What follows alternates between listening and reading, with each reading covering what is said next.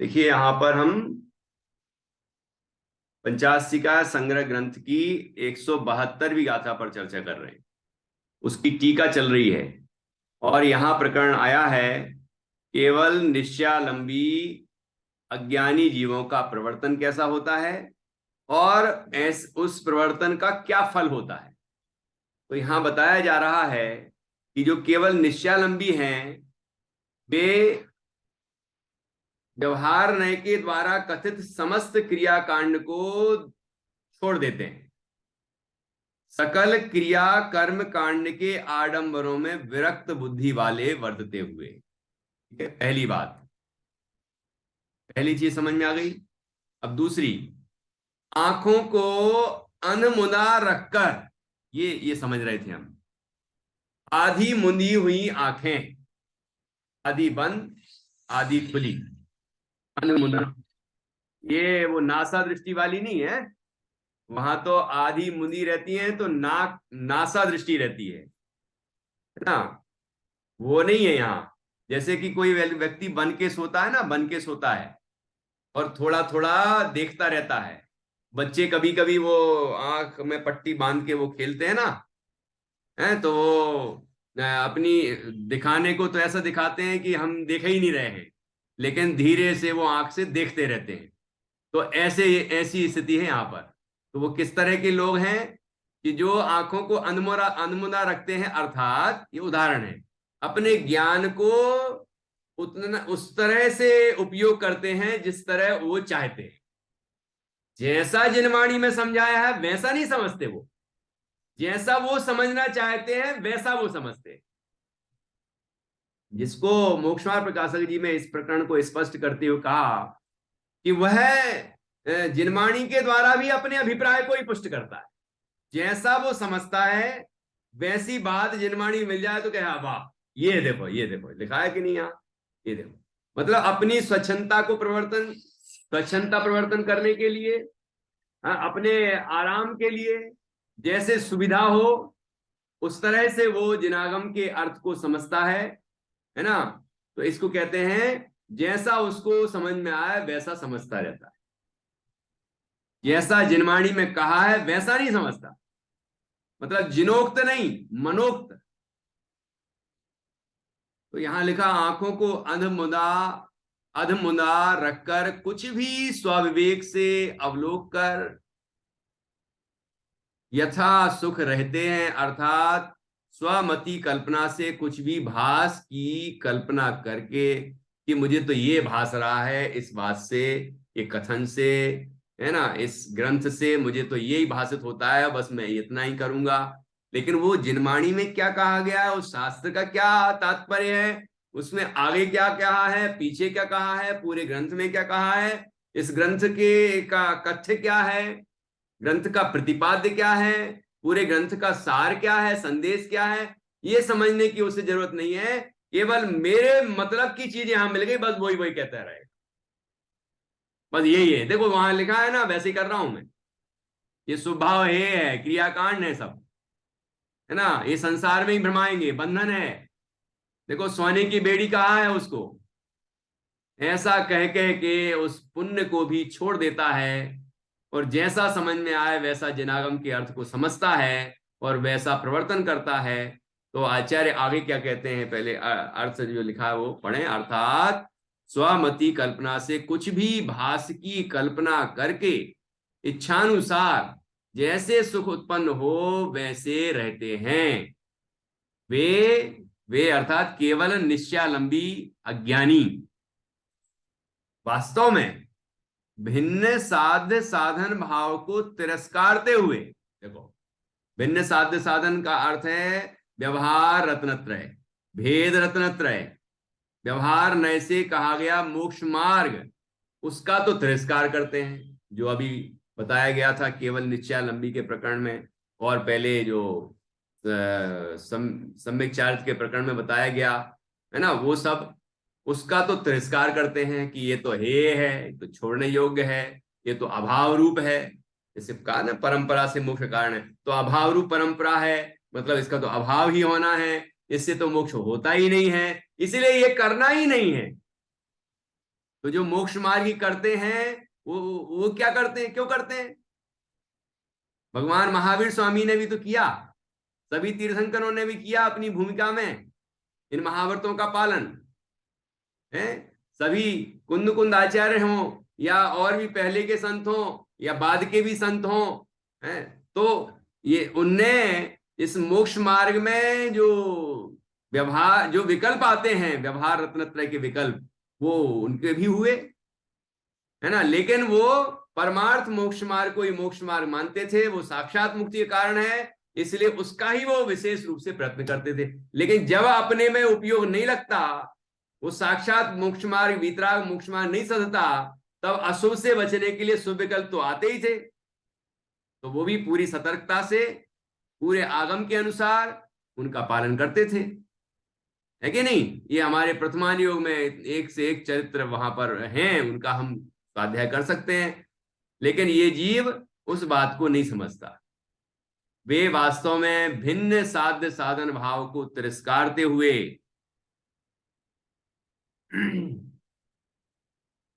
अभिन्न साध्य साधन भाव को उपलब्ध नहीं करते हुए, ये अभिन्न साध्य साधन अर्थात निश्चय मोक्ष मार्ग, जहां साध्य भी और साधन भी एक शुद्ध भाव रूप है और शुद्धात्माश्रित है। शुद्धात्मा की श्रद्धा ज्ञान और उसमें लीनता व मोक्ष मार्ग, और शुद्धात्मा की शुद्धात्मा का जैसा स्वभाव है वैसी ही प्रकटता उसकी पर्याय में वह मोक्ष है, और पर्याय और वो द्रव्य दोनों अभिन्न है। इस तरह साध्य और साधन दोनों अभिन्न है, वो निश्चय मोक्ष मार्ग का स्वरूप है। तो निश्चय मोक्ष मार्ग का स्वरूप उसने उपलब्ध नहीं किया है, मतलब आत्मा की श्रद्धा ज्ञान और उसमें लीनता हुई नहीं है। तो अभिन्न साध्य साधन भाव को उपलब्ध नहीं करते हुए, ठीक है, अंतराल में ही अब क्या बचा, शुभ भाव नहीं करते, शुद्ध भाव भी नहीं होता, शुभ भाव को छोड़ दिया और शुद्ध भाव उनको हो नहीं रहा, तो फिर अंतराल में ही है।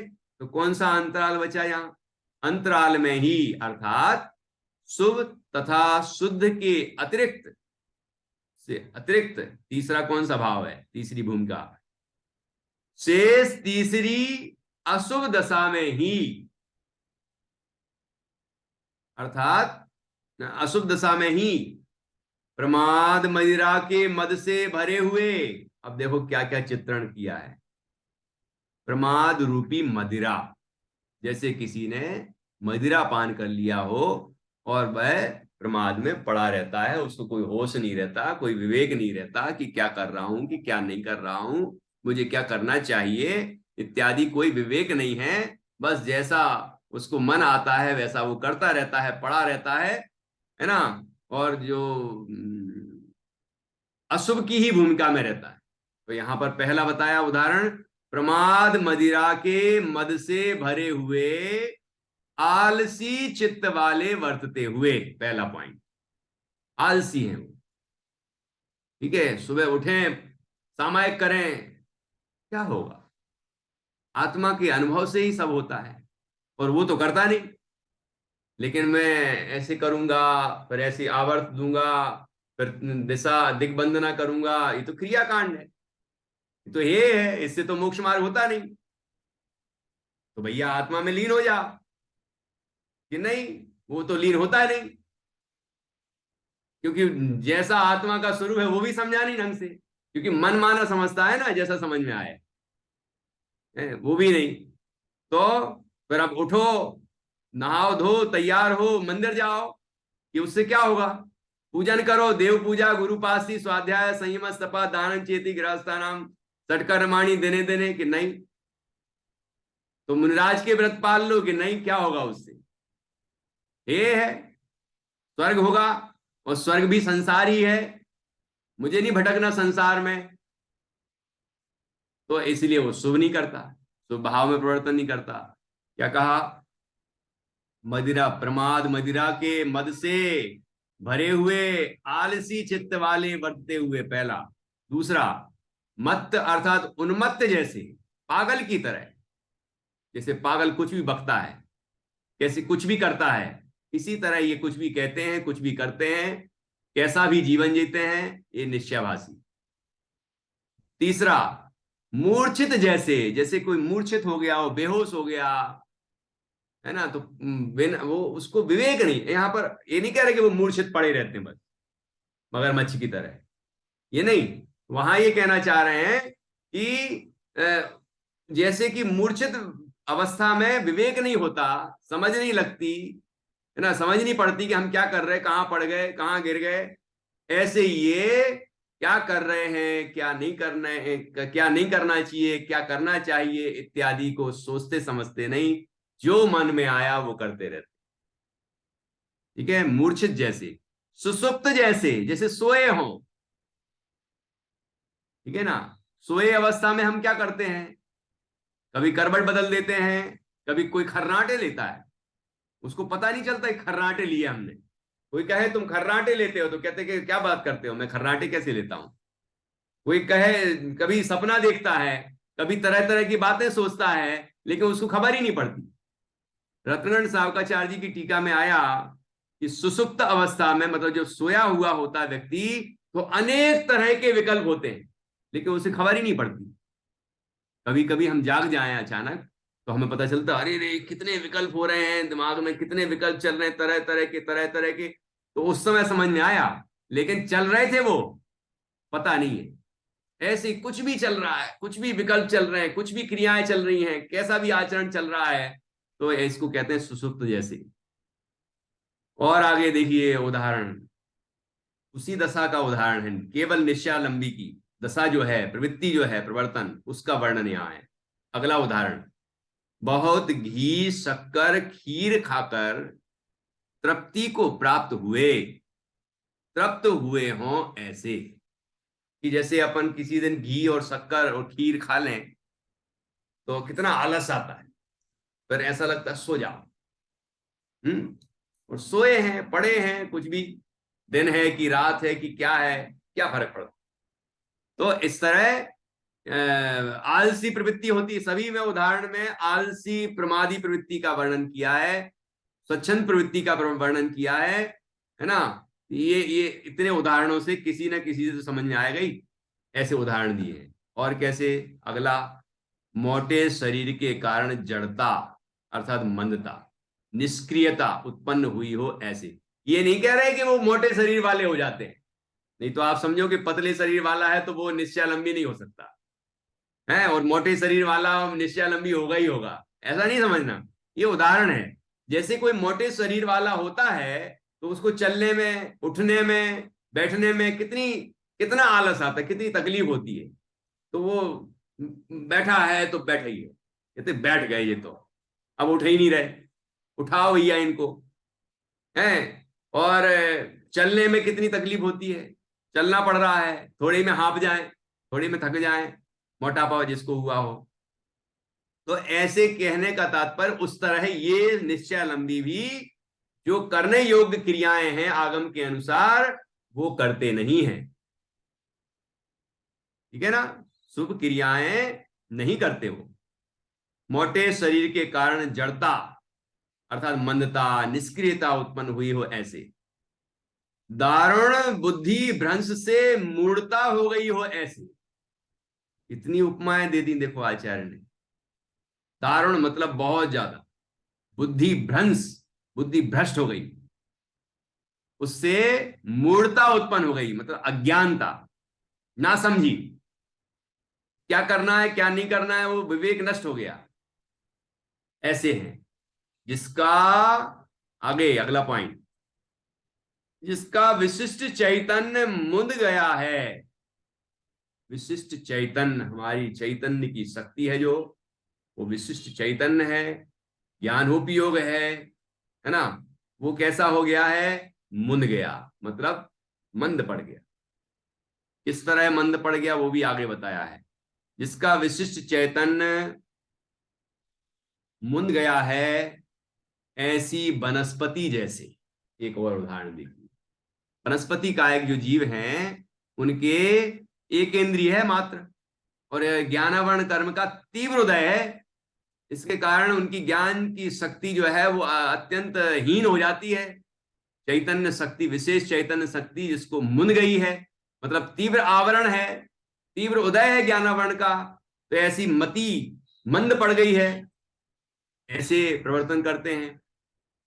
मुनीन्द्र की कर्म चेतना को पुण्य बंध के भय से नहीं अवलंबते हुए, जो मुनिराज का महान आचरण है, निर्ग्रंथता है, जो महाव्रतों का पालन है, जो 28 मलुणों का पालन है, जो तपस्या है, जो परिचय आदि है ना, जो मुनिराज अपने जीवन में आचरते हैं, 24 घंटे अपनी व्यवस्थित दिनचर्या से जो कार्य करते हैं, और ये तो तब करते हैं जब अपने में लीन नहीं रह पाते, ये पहले ही बता दिया गया है।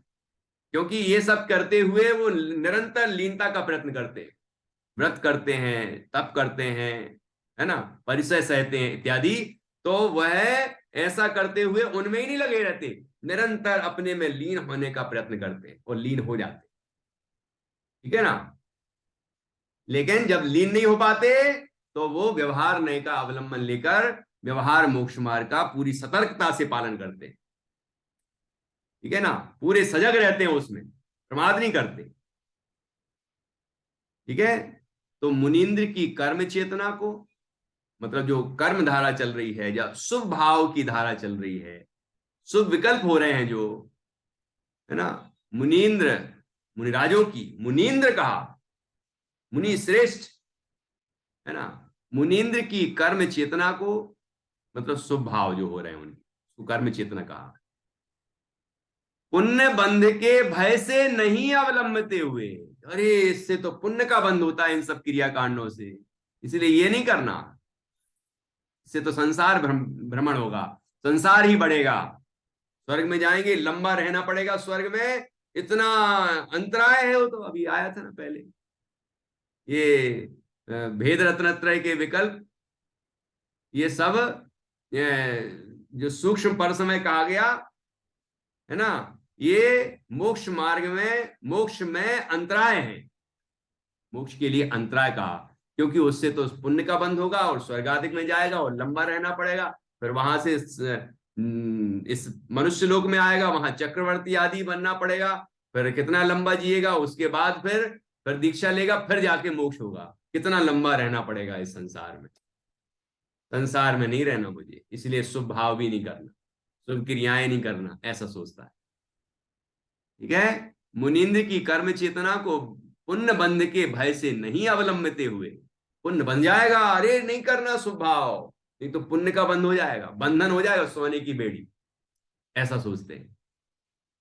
और तो मुनिराज के आचरण को तो करते नहीं, जो श्रावक हैं वो श्रावकों के आचरण को नहीं करते, ठीक है ना, और क्या करते हैं, और क्या नहीं हुआ है उनको, तो वो व्यवहार से तो तिलांजलि दे दी, विरक्त हो गए, और परम नैष्कर्म रूप, जिसमें बिल्कुल भी कोई शुभ या अशुभ कर्म नहीं होते, शरीर मन वचन काय की भी क्रियाएं नहीं होती, ऐसी निष्कर्म अवस्था होती है, और स्वरूप में पूर्ण स्थिरता होती है, ऐसी ज्ञान चेतना, परम नैष्कर्म रूप ज्ञान चेतना में विश्रांति को अपने स्वरूप में मग्न होकर जो आनंद मिलता है, निराकुलता मिलती है, और जो शांति मिलती है, जो आराम मिलता है ना, उस विश्रांति को नहीं प्राप्त करते हो, क्योंकि आत्मा को तो समझा ही नहीं, आत्मा को जाना नहीं, आत्मा में लीन हुए नहीं। जो आत्मा को जानता है, समझता है, वो व्यवहार रत्नत्रय के विकल्पों को भी समझता है, उस भूमिका को भी जानता है, और उनका यथा योग्य भूमिका अनुसार पालन भी करता है। अशुभ से बचने के लिए उसको शुभ राग आता ही है ना, लेकिन इसको तो वो भी नहीं आता, शुभ भाव भी नहीं आता, और आत्मा का अनुभव हुआ नहीं है, ठीक है ना, तो शुद्ध भाव भी नहीं होता, तो फिर क्या होता है कि मात्र व्यक्त अव्यक्त प्रमाद के अधीन वर्तते हुए, प्रकट प्रमाद मतलब सो रहे हैं वो, और अव्यक्त प्रमाद की प्रमाद मतलब शुभ क्रियाओं में सावधान नहीं हो रहा, ये इस तरह से प्रमाद, आलसी है शुभ कार्य करने में, व्यक्त अव्यक्त प्रमाद के अधीन वर्तते हुए, प्रमाद का अर्थ है स्वस्वरूपे असावधानी, स्वरूप में अनादर वो प्रमाद है, ठीक है। प्रमाद के अधीन वर्तते हुए प्राप्त हुए हल्के, हल्के अर्थात निष्कृष्ट, निकृष्ट, हल्के अर्थात निकृष्ट, हल्के निकृष्ट, ठीक है। कर्म फल की चेतना के प्रधान पने वाली प्रवृत्ति जिसे वर्तती है, ऐसी वनस्पति की भांति। वनस्पति जो होती है, पहले तो उसकी तरह कहा कि जैसे ज्ञानावरण का तीव्र उदय है, तुम ज्ञानमति जो है वो मंद पड़ गई है, चैतन्य वृत्ति है ना, उसकी तरह कहा था। अब यहां दूसरी बात कह रहे हैं कि उसके और क्या है, कि कर्म चेतना नहीं होती, ज्ञान चेतना तो होती नहीं वनस्पति काय को, ये क्या होती है, मतलब कर्म चेतना और ज्ञान चेतना की प्रधानता नहीं है, गौण है वो, इतनी हीन है। क्या है फिर उनको, कर्म फल चेतना, मतलब जो कर्म का फल उदय आ रहा है बस उसको ही भोगते रहते, इसकी ही प्रधानता है वहां।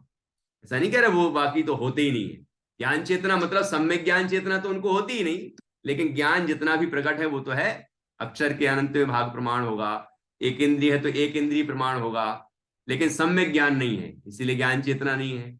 और वो जो जो मोह राग देश परिणाम होते हैं उसको कितना जान पाते हैं, है ना, और वो कोई सोच समझ के थोड़ी कर पाते हैं, है ना, कि इनसे बचो, ये नहीं करो, बस बस जो कर्म फल आ रहा है बस उसको ही भोगते हैं, भोगना ही उनका, उनकी नियति है बस, इसलिए कर्म फल चेतना की ही उनकी मुख्यता है।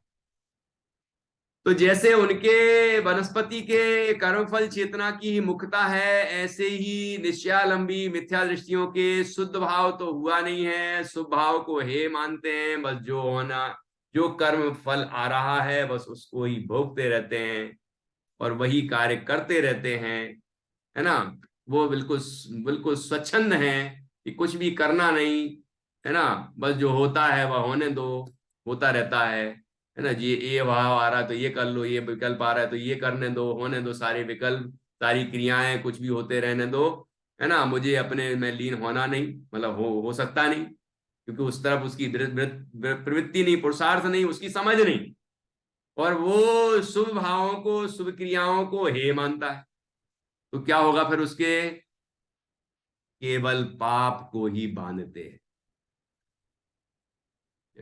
ये अशुभ भाव होता है तीसरी भूमिका, तो उस अशुभ भावों से तीव्र पाप को ही केवल बांधते रहते हैं, न पुण्य बनता है, न शुद्ध भाव होने से निष्कर्म हो पाता, संबंध निद्रा भी नहीं होता, बल्कि पाप का ही बंद करते रहते हैं। कहा भी है कि निश्चय मालंबंता, निच्छेदो निश्चयम् आयानन्ता, णासन्ति चरण कर्णम, बाहिर बाहिर चरणाल साकेई, बाहिर चरणाल साकेई, अर्थात निश्चय का अवलंबन लेने वाले, वाले, आगे सुनना, निश्चय का आलम्बन लेने वाले परंतु निश्चय से, अर्थात वास्तव में निश्चय को नहीं जानने वाले, ये गजब का वाक्य, कई जीव बाह्य चरण में आलसी वर्तते हुए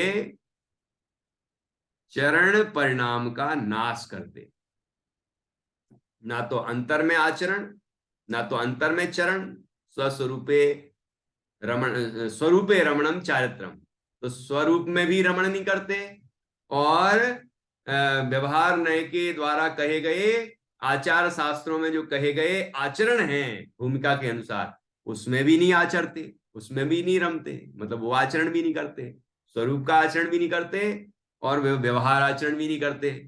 तो क्या करते हैं कि तीसरी भूमिका होती है उनको अशुभ, और उससे तीव्र पाप ही मानते हैं, है ना।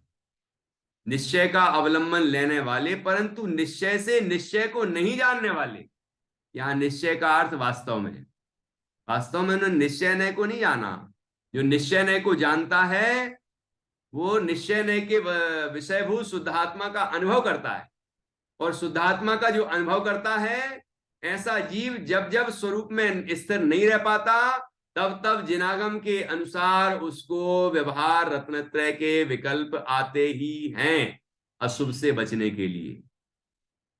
ये ऐसा ही साधक दशा का स्वरूप है, ठीक है ना। तो इसलिए कहा कि निश्चय से, अर्थात वास्तव में निश्चय को नहीं जानने वाले, है ना, निश्चय नहीं के विषय को भी उसने अपनी मति के अनुसार समझा है, ठीक है ना। जो जो उसको ठीक लगा वो समझता गया, पर वैसे ही करता जाता है, ठीक है। कई जीव ऐसे, कई जीव कह रहे आचार्य, ऐसे कई जीव हैं ऐसे बाह्य आचरण में आलसी वर्तते हुए बाहर के आचरण में आलसी है। निश्चय नय का अवलंबन है, लेकिन निश्चय नय को नहीं जानते, निश्चय नय के विषयभूत शुद्धात्मा का अनुभव नहीं करते, निश्चय मोक्ष मार्ग को प्राप्त नहीं करते, और बाहर के आचरण में पूरी तरह आलसी हैं। तो ऐसे वो चरण परिणाम का नाश करते हैं, चरण में दोनों चरण का नाश करते हैं, निश्चय चरण और व्यवहार चरण। निश्चय चरण स्वरूपे चरणम चारित्रम, व्यवहार चरण व्यवहार चारित्र, व्यवहार रत्नत्रय दोनों ही नहीं करते, दोनों का नाश करते।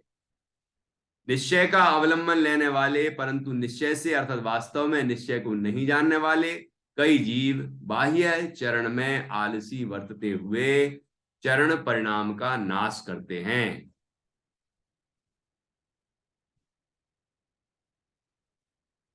अब निश्चय व्यवहार दोनों का सुमेल रहे, इस प्रकार भूमिकानुसार प्रवर्तन करने वाले ज्ञानी जीवों का प्रवर्तन और उसका फल कहा जाता है। तो इसकी चर्चा हम कल करेंगे। तो आप सभी दोनों प्रकरण जो पढ़े हैं उसका मनन करें, मंथन करें कि केवल व्यवहारालंबी का कैसा आचरण है, उसका क्या फल है, और उसकी क्या भूल है ना, क्या कमी रह गई उसको, और केवल जो निश्चयालंबी है वो किस तरह का जीव है, किस तरह की प्रवृत्ति करता है, और उसका क्या फल होता है, उससे क्या चूक हो रही है। तो जो चूक हो रही है वो हमारे अंदर नहीं होना चाहिए, जो उससे भूल हो रही है वो हमारे अंदर नहीं होना चाहिए, ठीक है ना। और जो वो करता है वो हमारे द्वारा नहीं होना चाहिए। हम तभी परमार्थ मोक्ष मार्ग को प्राप्त कर सकते हैं, हम तभी साधक बन सकते हैं जब निश्चय व्यवहार दोनों नयों के आश्रित मोक्ष मार्ग को अच्छी तरह से समझकर और जिनवाणी के अनुसार हम उसका पालन करेंगे, तो ही हम निश्चित रूप से मोक्ष मार्ग को प्राप्त करेंगे और मोक्ष की प्राप्ति करेंगे। कि इसकी सुंदर चर्चा कल आने वाली है, उसको हम कल पढ़ेंगे। अभी जिनवाणी सुधी।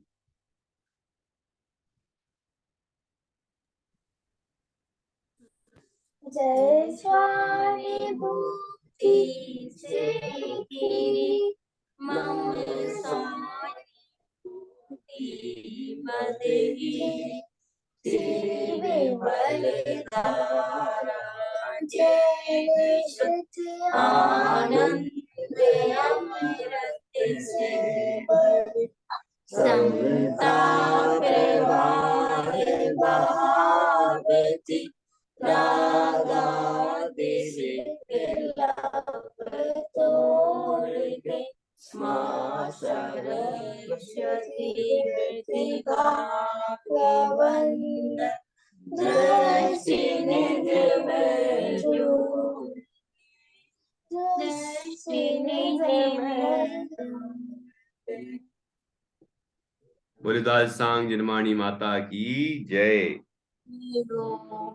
महान जिन धर्म की जय। सभी 9 बार 9 का मंत्र के माध्यम से पंच परमेष्टि का स्मरण करेंगे।